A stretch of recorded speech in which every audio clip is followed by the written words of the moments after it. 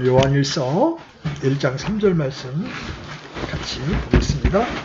요한일서 1장 3절입니다. 같이 읽겠습니다. 시작. 우리가 보고 들은 그것을 너희에게 밝히 드러내면 너희 또한 우리와 교제하게 하려 함이니 참으로 우리의 교제는 아버지와 함께하는 것이며 그분의 아들 예수 그리스도와 함께하는 것입니다. 아멘. 바울의 서신을 보면 주로 이제 구원과 관련된 부분들을 많이 다루고 있습니다.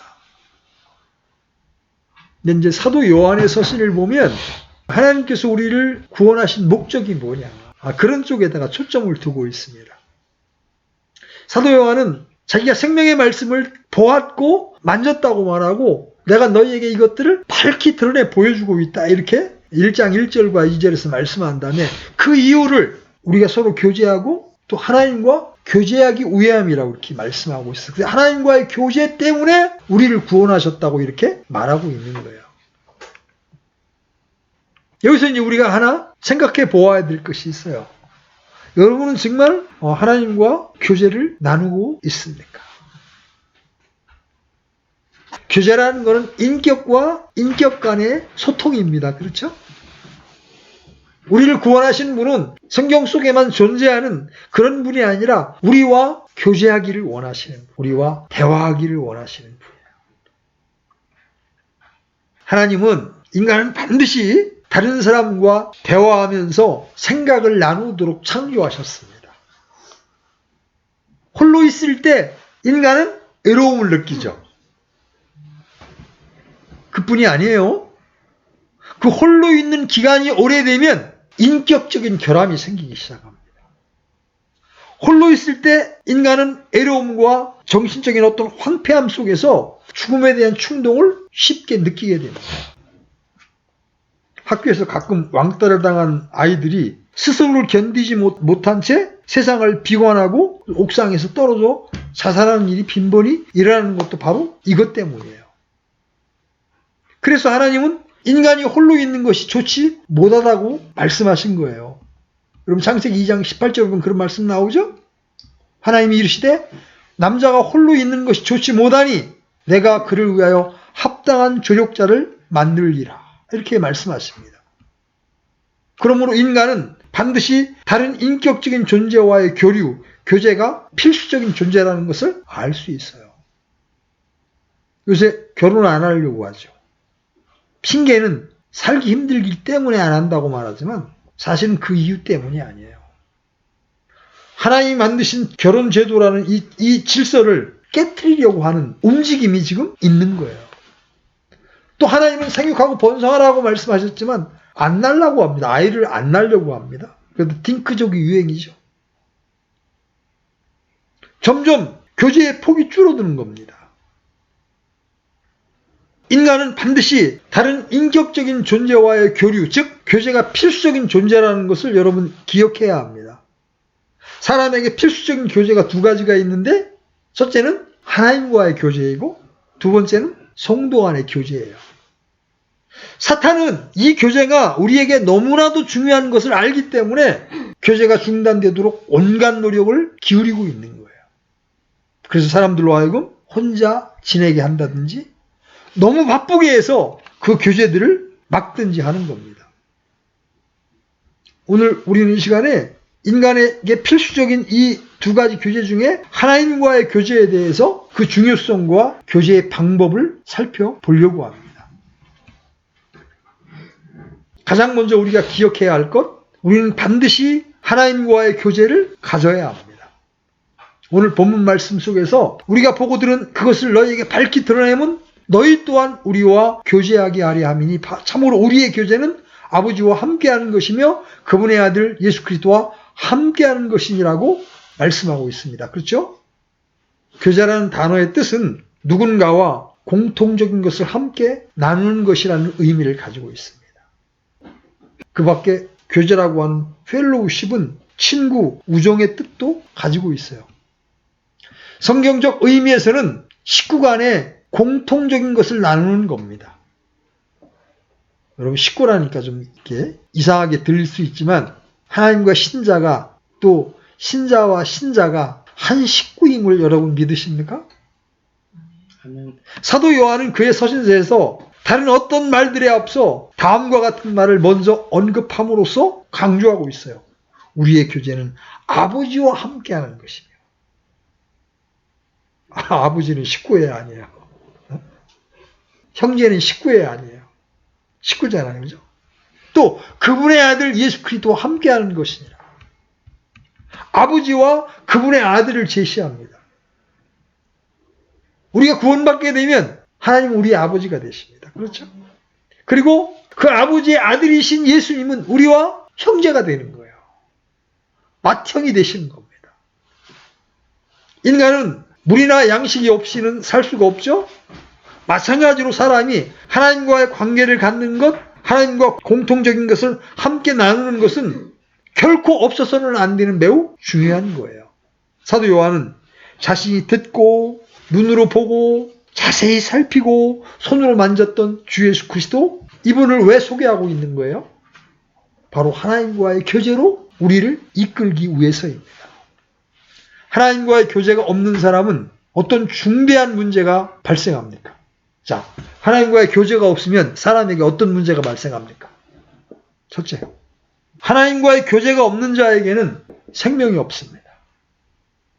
사도 요한은 하나님을 어떻게 부르고 있습니까? 1장 1절에서 처음부터 계셨던 그것, 즉 뭐라 그래요? 생명의 말씀이라고 부릅니다. 그죠? 그리고 1장 2절에서는 바로 생명이라고 부르고 있습니다. 하나님과 교제가 없는, 즉 하나님과 관계가 없는 사람들은 뭐가 없는 거예요? 생명이 없는 겁니다. 그것을 어떻게 쉽게 알 수 있습니까? 살아있는 사람은 결코 썩은 것, 더러운 것을 먹지 않습니다. 만약 썩은 것을 먹는다면 병에 걸려서 죽고 말 겁니다. 살아있는 사람은 몸을 씻기 위해서 깨끗한 물을 사용하고 살아있는 물을 먹습니다. 그러므로 하나님의 영, 성령님을 통해 영적으로 살아있는 사람은 거룩함을 사모하고 성결함을 사모하고 깨끗하고 정직한 삶을 사모하는 겁니다. 사도행전 19장을 보면 하나님을 만난 사람들이 어떻게 하는지 볼 수 있어요. 여러분 사도행전 19장 17절부터 20절 한번 보겠습니다. 사도행전 19장 17절로 20절 같이 한번 읽어보겠습니다. 시작. 이 일이 에베소에 거하던 모든 유대인과 그리스도인들에게도 알려지니 그들 모두에게 두려움이 임하고 주 예수님의 이름이 크게 높여지니라. 믿은 사람들이 많이 와서 자백하고 자기 행위들을 알리며 또 신기한 술수를 사용하던 자들 중에 많은 자들도 자기 책들을 다 가지고 와서 모든 사람 앞에서 태웠는데 그들이 그것들의 값을 계산하니 은화로 5만 개나 되더라. 이와 같이 하나님의 말씀이 강력하게 자라고 세력을 얻으니라. 즉 자신의 옛 생활에서 귀하게 여기던 것들을 쓰레기같이 여기고 죄를 자백하고 하나님의 이름을 높였습니다. 하나님을 만난 사람들은 생명을 따라 움직입니다. 그러나 하나님과 관계가 없는 사람들은 영적으로 죽어있기 때문에, 즉 그 안에 생명이 없기 때문에 썩은 것, 썩어질 것을 사랑하는 거예요. 그래서 사도 요한은 요한일서 5장 12절에서 아들이 있는 자에게는 생명이 있고 하나님의 아들이 없는 자에게는 생명이 없느니라 이렇게 말하고 있는 거예요. 예수 그리스도를 영접해서 성령님께서 내주하시는 자들은 생명의 열매를 내는데 첫 번째는 죄를 멀리하는 거예요. 마치 썩은 것을 피하는 것처럼 죽어있는 쥐들, 죽은 고양이를 보면 코를 막고 뒤돌아가는 것처럼 죄로부터 돌이키고 세상을 사랑하는 것으로부터 돌이키게 되는 거예요. 두 번째는 하늘나라의 백성에 맞게 거룩함과 진실함과 성실함으로 살아가고 그것을 사모하는 겁니다. 예수님은 말씀하셨죠? 성경 기록들을 탐구하라. 너희가 그것들 안에서 영원한 생명을 얻는 줄로 생각하거니와 그것들은 곧 나에 대하여 증언하는 것들이니라. 그러나 너희는 생명을 얻기 위해 내게 오기를 원치 아니하는도다. 생명은 어디에 있어? 예수 그리스도 안에 있는 거예요. 내가 길이요 진리요 생명이니. 그래서 생명을 얻기 위해서 내게 오라고 말씀하시는 거예요. 그러나 사람들은 보잘것없는 세상을 붙드는 그 욕망 때문에 예수 그리스도께 오지 않습니다. 모든 사람은 예수 그리스도를 만나야 합니다. 그분을 만나지 않으면 심판의 위험에 처해 있고 세상의 부패함 속에서 멸망하게 되는 거예요. 그리스도인들도 마찬가지입니다. 그리스도인도 하나님과 지속적인 교제를 갖지 않으면 그의 삶은 마치 가뭄에 말라 비틀어져서 간신히 명맥만 유지하는 나무처럼 힘이 없고 능력이 없는 거예요. 그래서 사도 요한은 요한복음 15장에서 이렇게 말하죠. 주님이 이렇게 말씀하십니다. 나는 포도나무요 너희는 가지니라. 사람이 내 안에 거하고 내가 그 안에 거하면 바로 그 사람은 많은 열매를 맺나니 나 없이는 너희가 아무것도 할 수 없느니라. 사람이 내 안에 거하지 아니하면 그는 가지처럼 버려져서 시드나니 사람들이 그것들을 모아 불 속에 던져 태우느니라. 이게 생명이신 그리스도와 신자의 관계예요. 그리스도인이 하나님과 교제를 가짐으로써 얻는 것은 날마다 새로운 생명의 힘인 거예요. 한 신실한 그리스도의 종은 사랑하는 한 형제에게 이렇게 권면했습니다. 형제님 자신에게 주의를 기울이십시오. 형제가 가장 큰 관심을 가지고 가장 먼저 돌보아야 할 영혼이 있다면 그것은 바로 형제 자신의 영혼입니다. 이 사역자들에게도 이게 필요한 권면입니다. 사역자들은 다른 사람의 영혼을 관심하다가 정작 자신의 영혼을 관심하지 못할 때가 있어요. 그래서 자신의 영혼은 피폐해져 있는데 다른 사람들의 영혼을 관심하게 되니까 다른 사람을 자꾸 판단하는 위치에 서게 됩니다. 그리스도인인 여러분의 삶이 힘이 없고 능력이 없고 열매가 없다고 느낀다면 바로 그 이유는 단 한 가지예요. 바로 하나님과의 교제를 갖지 않기 때문입니다. 물질이 없어서 무슨 일이 안 되어서 아니에요. 바로 하나님과의 교제를 갖고 있지 않기 때문에 힘이 없고 능력이 없는 거예요. 예수님 당시에 유대인들에게 이렇게 말씀하시죠. 너희는 생명을 얻기 위해 내게 오기를 원치 아니하는도다. 이 말씀은 원초적으로는 거듭나지 않은 자연인들에게 하신 말씀이에요. 그렇지만 우리의 삶 속에 하나님의 생명이 흐르게 하기 위해서는 우리도 이 말씀을 주목해야 되는 거예요. 하나님은 생명이시기 때문에 그분을 찾고 그분과 만나는 자 안에 생명이 그 안에 넘쳐 흐르게 하십니다. 그러므로 여러분의 삶이 힘이 없고 능력이 없음을 한탄하기 전에 하나님과의 교제가 없음을 여러분들이 인식하고 문제를 거기서 찾아야 합니다. 사람과 전혀 교제를 갖지 않았던 무인도의 사람이 말도 제대로 못하고 모든 예절도 잊어버린 것처럼 하나님과의 교제가 없는 사람은 절대로 생명력 있는 삶, 거룩한 삶을 살 수가 없어요. 오직 하나님과 교제를 가짐으로써 생명의 능력을 얻는다는 것을 여러분 기억하시기 바랍니다. 저도 부심식간에 또 못된 사람을 보거나 그 하는 짓을 보면 입에서 탁 욕이 튀어나올 때가 있습니다. 그런데 계속해서 욕하는 것을 진전시킬 수가 없어요. 왜냐하면 탁 내뱉은 순간 제 마음에 싸늘함이 찾아오거든요. 내 안에 있는 주님의 생명이 너 그거 아니라는 느낌을 주기 때문에 주여 제가 또 입술로 범죄했습니다. 제 입술에 파수꾼을 두셔서 제 입에서 아름답지 않은 말이 나가지 않도록 지켜주십시오 하고 기도하게 되는 거예요. 왜? 우리 안에 있는 생명이 사망의 냄새를 싫어하기 때문에 그렇습니다. 둘째, 하나님과 교제하지 않는 사람은 생명이 없을 뿐만 아니라 둘째, 하나님과 교제가 없는 사람은 기쁨이 없어요. 여러분 요한일서 1장 4절 오늘 본문 밑에 보면 우리가 이것들을 너희에게 쓰면 너희의 기쁨이 충만하게 하려 함이라 이렇게 기록되어 있습니다. 자, 여러분 시편 16편 11절 한번 열어보세요. 시편 16편 11절. 자, 같이 읽습니다. 시작. 주께서 생명의 행로를 내게 보이시리니 주 앞에는 충만한 기쁨이 있고 주의 오른쪽에는 또 영원토록 즐거움이 있나이다. 주님 앞에 충만한 기쁨이 있다는 거예요. 주의 오른쪽에는 영원한 즐거움이 있다는 거예요. 자, 하나님과 교제가 없는 사람이 왜 기쁨이 없는 겁니까? 그 이유는 세상이나 자기 자신에게는 기쁨이 될 만한 것이 하나도 없기 때문이에요. 세상은 사람들에게 기쁨을 약속하지만 그 결과는 슬픔뿐입니다. 뱀이 이브에게 선악과를 먹으면 신들처럼 되고 좋은 일들이 일어날 것처럼 말하지만 그 결과는 뭐였습니까? 슬픔이었습니다. 세상은 음란 영화를 슬쩍 보여주면서 이것이 쾌락을 줄 것이다 하지만 그 결과는 불쾌함과 더러움이에요. 세상은 명예와 지식의 목표를 보여주고서 이것을 달성하면 기쁨을 느낄 수 있다고 꼬드기지만 정작 얻는 것은 허무함입니다. 세상 속에서 여러분이 생각하는 것이 다 이루어지면 행복하고 기쁠 것이라고 생각합니까? 결코 그렇지 않습니다. 세상에서 제일 갑부인 빌 게이츠도 어떻게 하면 돈을 더 벌 수 있을까? 잠 못 이루며 고민합니다. 세상의 최고의 지성이라 일컫던 니체도 죽을 때 극도의 공포 속에서 나 죽기 싫어. 여보 의사 양반 돈 얼마든지 드릴 테니 나를 1시간만 살게 해주게.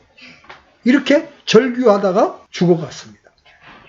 세상은 결코 인간에게 참 기쁨을 줄 수 없어요. 또한 한낱 흙일 뿐인 자기 자신에게도 기쁨이 될 만한 아무런 것도 없음을 모든 사람은 알아야 합니다. 바울은 로마서 7장에서 오라 나는 비참한 사람이로다. 이 사망의 몸에서 누가 나를 건져내리야 이렇게 절규합니다. 하나님을 만나지 못한 사람에게는 기쁨 대신에 무거운 짐이 지워져 있어요. 그것은 바로 육신의 욕망을 통해 역사하는 죄의 짐입니다. 세상과 근심과 염려의 짐이죠. 소망이 없기 때문에 기쁠 수 없고 심판이 있기 때문에 심판 이후에 멸망이 있기 때문에 자연인들은 기쁠 수가 없어요. 잠시 잠깐 세상이 주는 기쁨에 기뻐하지만 그 기쁨은 금방 시들어버립니다. 출세했을 때, 로또 복권에 당첨됐을 때 잠시 잠깐은 세상을 다 가진 것처럼 기쁩니다. 그런데 그 기쁨은 순식간에 사라집니다. 사형 선고를 받은 사형수가 아무 소망도 기쁨도 있을 수 없는 것과 같은 거예요. 그러나 하나님을 만난 자들에게는 충만한 기쁨이 있는 거예요. 시편 보세요. 주께서 생명의 행로를 내게 보이시니 주 앞에 충만한 기쁨이 있고 주의 오른쪽에는 영원한 즐거움이 있나이다. 요한복음 16장에서 주님이 제자들에게 또 말씀하시죠. 그러므로 지금은 너희에게 근심이 있으나 내가 다시 너희를 보리니 너희 마음이 기뻐할 것이요 아무도 너희에게서 너희 기쁨을 빼앗지 못하리라. 내가 다시 너희를 보리니 주님을 만나볼 때 기쁨이 온다고 하셨습니다. 그래서 다른 사람들을 만나는 것보다 또 무슨 일을 분주히 하는 것보다 우선해서 가장 먼저 하나님과의 교제를 우선시해야 합니다. 하나님과의 교제의 기쁨은 오직 해본 사람만이 알 수 있는 거예요. 말씀 안에서 여러분이 교제하다가 여러분 하나님의 은혜가 여러분의 마음을 탁 쳐보십시오. 아, 하나님 나를 이렇게 사랑하시고 나를 관심하시고 나를 도우시는구나. 여러분 이 맛을 한번 보기 시작하면 이 교제를 잃는 것을 너무나 두려워하게 되는 거예요. 여러분의 마음을 상하게 하는 일이 있거든 그것을 가지고 하나님께 나아가십시오. 여러분의 마음을 아프게 하고 괴롭게 하는 일이 있거든 그것을 가지고 하나님께 나아가십시오. 무슨 일이 염려되십니까? 그 모든 것을 가지고 하나님께 나아가십시오. 하나님은 여러분에게 놀라운 상담자가 되실 것이고 여러분에게 평안을 허락하실 거예요. 주님은 여러분의 삶의 문제를 이기게 해주시는 전능한 분이 되실 것이고 아프고 괴로운 마음, 상한 마음을 일으키시고 강하게 하시는 치료자가 되어 주실 것입니다. 또 우리 주님은 슬픔을 바꾸어 기쁨이 되어 주실 거예요. 우리에게는 참으로 놀라운 분이 함께 계심을 여러분 감사하십시오. 그 옛날 아브라함이 만났던 하나님, 모세가 만났던 하나님, 여호수아에게 힘을 주시고 강하고 담대하라고 하셨던 하나님, 한나에게 찾아오셔서 그녀에게 아들 사무엘을 주셨던 하나님, 다니엘과 대화하시고 함께 하셨던 그 하나님께서 지금도 우리와 함께 계시고 그때와 변함없이 우리에게 말씀하시고 역사하시며 가르치고 계심을 여러분 믿고 감사하시기 바랍니다. 히브리서 13장 8절 예수 그리스도는 어제와 오늘도 영원토록 동일하시니라. 매일 아침마다 아니면 매일 저녁마다 하나님의 이름을 부르며 그분과 교제하십시오. 그때 하나님은 기쁨, 감당할 수 없는 기쁨을 우리에게 주십니다. 일주일 동안 심륜에 빠져 있고 세상에 빠져 있다가도 집회에 나와 찬양을 부르기 시작하고 그분의 성호를 부르기 시작하면 여러분 안에 임하는 잔잔한 기쁨, 그것은 바로 하나님이 주시는 거예요. 주님은 우리를 초청하시죠. 수고하고 무거운 짐진 자들아 다 내게로 오라 초청하십니다. 그분께 나아가십시오. 그러면 그분이 우리에게 안식을 주십니다. 자, 세 번째로 하나님과 교제가 없는 사람은 지혜가 없습니다. 잠언 9장 10절 보십시오. 잠언 9장 10절.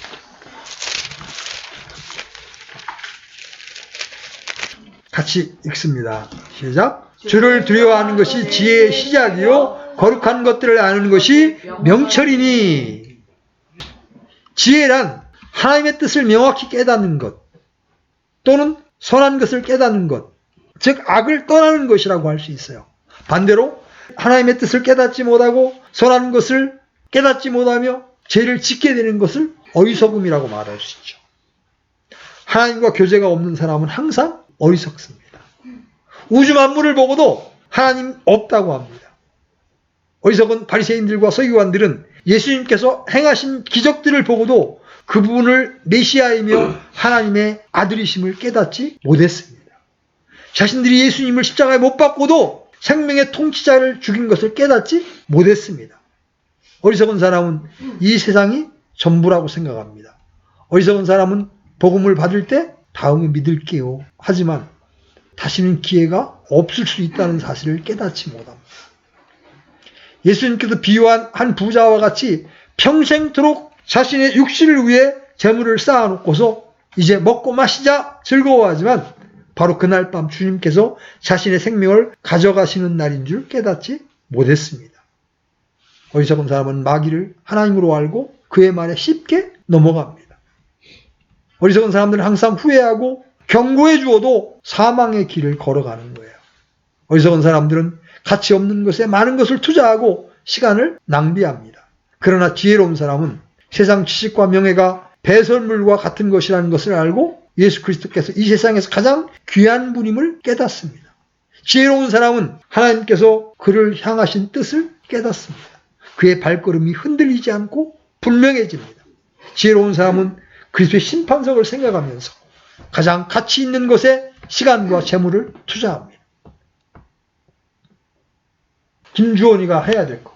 게임에 투자하는 시간을 공부해. 공부를 마치고 난 다음엔 이제 그 시간을 어디에? 하나님의 말씀을 배우고 순종하는 일에 투자해야 됩니다. 왜 그래요? 신자를 기다리는 심판석이 있어요? 고린도후서 5장 10절 펴봐요. 김주원이가 특별히 펴서 큰 목소리로 한번 읽어봐요. 고린도후서 5장 10절. 시작. 우리가 반드시 그리스도의 심판석 앞에 나타날 일은 이로써 각 사람이 좋은 것이든 나쁜 것이든 자기가 행한 것에 따라 자기 몸 안에 이루어진 것들이거든요. 구원받은 신자도 휴거되고 난 다음에 그리스도의 심판석에 서서 내가 행한 것에 따라 심판을 받는 거예요. 그렇기 때문에 시간을 아껴서 썩어질 것, 허무한 것들에 쓰지 말고 하나님을 기쁘시게 하는 일, 하나님을 영화롭게 하는 일에 시간을 쓰고 내 몸을 드려야 되는 거예요. 지혜로운 사람은 어디에다 투자해? 하늘에다 투자합니다. 어리석은 사람은 어디에 투자해? 땅에다. 쓸모없는 일에, 헛된 일에 투자합니다. 그러니까 주님의 말씀에 귀를 기울이면 우리는 평안과 안전을 보장받는 거예요. 재난의 두려움에서 벗어나 평안할 수 있는 거예요. 그 잠언 기자가 이렇게 말하잖아요. 그러나 누구든지 내 말에 귀를 기울인 자는 안전히 거하며 재난의 두려움에서 벗어나 평안하리로다. 자, 그리스도인이 막막해지고 불안해지고 세상 속에 더욱 관심이 많아지는 이유는 하나님과의 교제가 없기 때문이에요. 그 교제 속에서 하나님의 보화를 얻는 지혜를 깨닫지 못하기 때문에, 나를 향하신 하나님의 뜻을 분별하지 못하기 때문에 그래요. 그러나 하나님과 충만한 교제를 가지는 사람은 모든 것이 명확하고 분명해서 누구도 그 지혜를 따라갈 수 없어요. 여러분, 그 지혜가 어디 있어요? 하나님께 있고 성경 속에 있어요. 그래서 하나님과 교제하셔야 합니다. 자, 지금까지 우리는 하나님과 교제가 없으면 무엇이 없는지를 살펴보았습니다. 가장 중요한 생명이 없고 기쁨이 없고 지혜가 없다. 이제 그 다음 주제. 그러면 하나님과 어떻게 교제해야 합니까? 첫째로 하나님과 교제하려면 가장 먼저 구원을 받아야 합니다. 교제란 공통된 것을 함께 나누는 것이라고 했죠? 거듭나지 않은 영을 가진 사람은 하나님과 교제할 수 없어요. 왜? 영이 죽어 있기 때문에 하나님께서 말씀하시는 것, 하나님께서 내게 주시는 것을 감각할 수가 없어요. 만일 누군가가 예수 그리스도께서 자신을 위해 죽으신 것을 믿지 않고 죄를 회개하지 않았는데도 무슨 하나님의 계시를 받았다거나 무슨 영적인 교제를 가졌다고 하는 것은 그건 완전히 속는 거예요. 하나님과 교제를 가질 수 있는 사람은 오직 거듭난 그리스도인이어야 하는 거예요. 왜 그래요? 믿지 않는 자와는 하나님이 교제하실 수 없기 때문에 그래요. 자, 고린도 후서 6장 14절로 15절. 고린도 후서 6장 14절로 15절. 자, 같이 읽겠습니다. 시작. 너희는 믿지 않는 자들과 더불어 공평하지 않게 명예를 같이 매지 말라. 의가 불의와 무슨 사귐을 갖겠느냐? 빛이 어둠과 무슨 친고를 나누겠느냐? 그리스도가 벨리알과 무슨 일치를 보겠느냐? 혹은 믿는 자가 믿지 않는 자와 무슨 몫을 나누겠느냐? 의이신 하나님이 불의인 우리와 어떻게 교제를 나눌 수가 있겠어요? 빛이신 하나님이 어둠인 우리와 어떻게 교제를 나눌 수가 있겠어요? 그래서 하나님과 교제를 나누려면 반드시 거듭나야 돼. 다시 태어나야 돼. 거듭나지 않은 이른바 기독교인들의 모든 행위는 그야말로 종교 행위인 거예요. 왜? 살아계신 하나님과의 영적 교제가 없는 상태에서 행하는 일들은 그냥 종교적인 일들을, 종교적인 행위를 하는 것뿐이에요. 거듭나야만 하나님과의 교제가 가능한 거예요. 자, 두 번째, 여러분이 거듭났어. 그리고 이제 하나님과 교제하려면 장소와 시간을 정해야 합니다. 하나님은 고요한 가운데에서 우리를 만나기를 원하십니다. 예수님도 한적한 곳으로 따라가셔서 하나님과 교제하셨습니다. 이와 같이 우리가 소란한 곳을 피해 하나님과 깊은 대화를 나눌 수 있는 장소를 택해야 합니다. 가까운 교회도 좋고 집안이라면 다른 가족들의 방해가 없는 새벽이 좋은 시간이 될 겁니다. 시간에 관해서는 밤과 낮의 차별은 없을 때 새벽에 일어나 기도하는 것이 가장 좋은 습관일 거예요.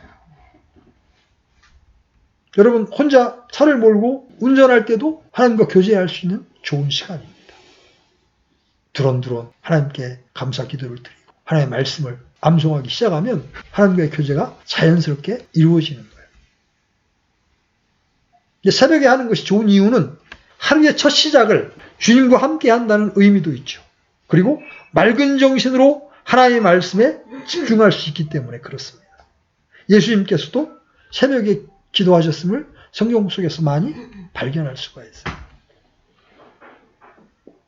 세 번째, 하나님과 교제하려면 먼저 하나님의 말씀을 들어야 합니다.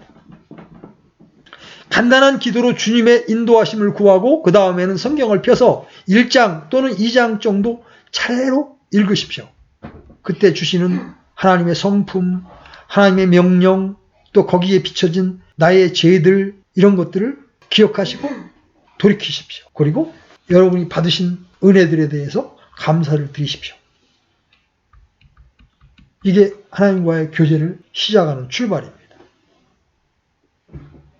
네 번째, 하나님과 교제하려면 진실함과 믿음으로 기도해야 됩니다. 하나님 앞에 무릎 꿇고 그분께서 나의 기도를 들으심을 믿고 대화를 시작합니다. 여러분 보십시오. 로마서 5장에 보면 믿음으로 의롭다함을 받은 신자들이 어디에 들어갔는가를 설명하면서 세 가지를 제시합니다. 첫째, 우리가 하나님과의 화평을 누리는도다. 그런 다음에 우리가 서 있는 은혜 안에 들어감을 얻었다. 여러분, 우리는 이제 하나님의 아들들이 되었어요.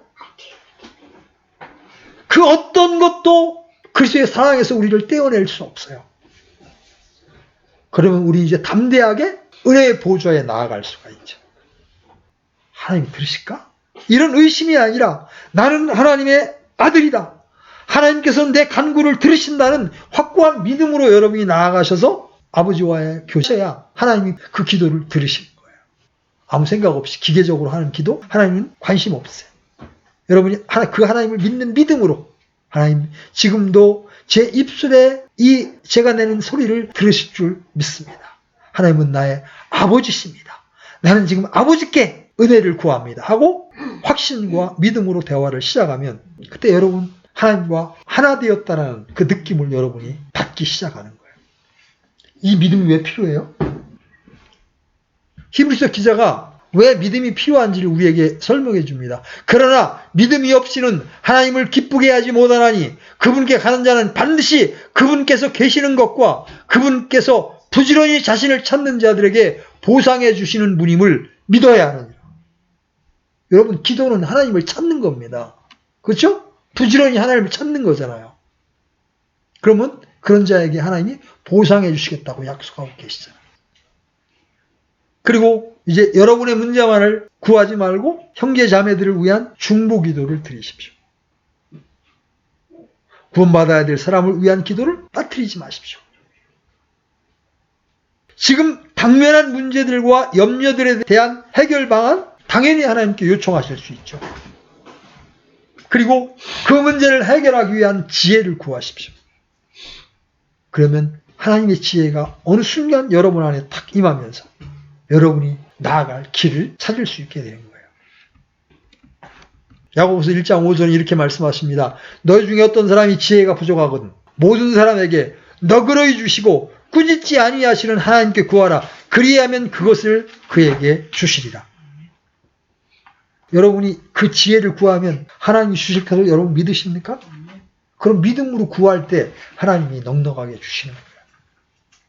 자, 다섯째, 하나님과 교제하려면 행함이 필요합니다. 그 중에 가장 중요한 것이 죄를 멀리하는 겁니다. 우리의 삶 속에서 불순종이 될 만한 모든 것을 떨쳐버리십시오. 요한일서 1장 6절은 이렇게 말씀하십니다. 만일 우리가 그분과 교제한다고 말하며 어둠 가운데 걸으면 우리가 거짓말하고 진리를 행하지 아니하느니라. 어둠 가운데에서 죄를 지으면서 나 하나님과 교제합니다? 안 된다는 거예요. 그래서 내가 죄를 지으면 가장 먼저 어떻게 해야 돼요? 자백해야 돼요. 왜? 자백이 바로 내가 빛 가운데 나아가는 길이거든요. 내가 죄를 짓고 숨기면 나 여전히 어둠 가운데 있는 거예요. 근데 하나님 앞에 그 사실을 토설하고 보혈의 씻김을 주님 앞에 구하면 주님은 우리를 씻어주시고 다시 빛 가운데로 우리를 이끌어내신단 말이에요. 여러분이 이렇게 아침에 일어나 말씀을 듣고 주님과 대화했다면 성령님께서 여러분의 마음속에 기쁨과 죄를 이길 수 있는 힘을 주십니다. 여러분 하나님과 교제한 다음에 여러분 바로 죄 못 짓습니다. 그건 제 체험이에요. 하나님 앞에 출근하기 전에 그제 출근할 때 기도하고 출근해 나가면요. 그날은 누가 새치기 들어와도 욕이 안 나옵니다. 아유 바쁘신가 보네요. 이렇게 여유가 생깁니다. 근데 기도 없이 막 눈 뜨고 바빠가지고 허겁지겁 나가는 누가 확 채찍을 들어봐요. 그냥 욕이 확 튀어나옵니다. 우리 육신이 금방 나옵니다. 여러분 이렇게 하나님과 교제를 갖게 되면 더러운 것과 불순종하는 모든 것을 혐오하게 됩니다. 하나님의 뜻을 행하기를 열망하는 마음을 하나님이 주시기 때문에 그래요. 이러한 마음의 의지적인 실천으로서 하나님의 뜻에 순종하기 시작하면 하나님과의 교제는 더 점점 깊어지는 거예요. 자, 결론을 맺겠습니다. 이처럼 우리는 하나님과의 교제를 절실히 필요로 합니다. 하나님과의 교제가 없는 사람은 생명이 없고 기쁨이 없고 지혜가 없어요. 하나님과의 교제가 없다면 세상 사람들처럼 허망함과 애로움과 슬픔이 그의 영적 생활을 마비시켜 버리는 거예요. 사탄은 예로부터 지금까지 하나님과의 교제를 막기 위해서 이브를 유혹하여 죄를 짓게 했죠. 카인의 마음을 격동시켜서 동생을 죽이게 했습니다. 이스라엘 백성은 하나님 대신 우상을 섬기는 죄를 짓게 됐어요. 왜? 배후에서 마귀가 그렇게 격동시켰기 때문에. 사탄의 역사로 인해 지금도 수많은 사람들이 예수 그리스도를 거부한 채 쇼 프로그램이나 영화나 콘서트에 자신들의 인생을 낭비하고 지옥 속으로 들어가고 있습니다. 사탄은 그리스도인들 안에도 세상적인 욕망으로 눈을 가리우고 마음을 가리우고 하나님과 교제하는 것을 싫어하게 하고 교제에 대한 열망의 불이 꺼지게 만들고 분별력을 잃어버려 헛된 것에 시간을 쏟게 하고 있습니다. 진작 그리스도의 용맹한 군사들이 되어야 할 사람들이 메마른 사막에 심겨진 마른 나무와 같이 아직도 쉽게 얽매이는 죄들과 다투고 있는 현실은 하나님의 마음을 아프게 하고 있는 겁니다. 우리는 반드시 하나님과 교제해야 합니다. 우리가 보고 들은 그것을 너희에게 밝히 드러내면 너희 또한 우리와 교제하게 하려 함이니 참으로 우리의 교제는 아버지와 함께하는 것이며 그분의 아들 예수 그리스도와 함께하는 것이니라. 과거 40년 동안 광야에서 이스라엘 백성을 다루셨던 바로 그 하나님께서 변함없이 우리를 돌보고 계심을 인식하십시오. 우리가 그분과의 교제 속에서 넘치는 생명력을 얻고 기쁨을 얻고 지혜를 얻기를 간절히 원하심을 기억하십시오. 오늘 이 시간 하나님과 교제하기로 믿음으로 결단하십시오. 하나님과 교제하려면 어떻게 해야 한다고 했습니까? 첫째, 구원을 받아야 된다. 그리고 하나님과 조용히 대화할 수 있는 장소와 시간을 정하고 반드시 지켜라. 그리고 하나님의 말씀을 먼저 읽고 진실한 마음으로 중보 기도와 삶의 문제에 대해서 하나님께 아뢰라. 그리고 죄를 멀리하고 하나님의 뜻에 순종하라. 이것을 여러분의 삶 속에 실천에 옮길 때 여러분은 하나님과의 친밀한 교제 가운데 들어갈 수 있는 거예요. 이렇게 말해도 그건 설교 시간뿐. 나 하나님과 교제는 싫다. 그러면서 말씀을 가까이 하지도 않고 하나님께 기도하지도 않는다면 여러분은 하나님을 불순종하는 자리에 서는 거예요. 아침에 못하면 저녁에 잠자기 전이라도 가족들끼리 성경 두세 장 같이 읽고 거기에 비춰진 나의 모습을 발견하고 하나님 앞에 돌이킬 거. 하루 종일 승질냈던 거, 화냈던 거, 싸웠던 게 있다면 하나님 앞에 자백하고 하나님 제가 잘못했습니다. 하나님 이런 일들을 하지 않도록 제게 힘을 주십시오. 이렇게 기도하고 하루를 마감함으로 여러분들이 하나님과 교제하는 속으로 깊이 들어갈 수 있게 되기를 주님의 이름으로 간절히 요청을 드립니다.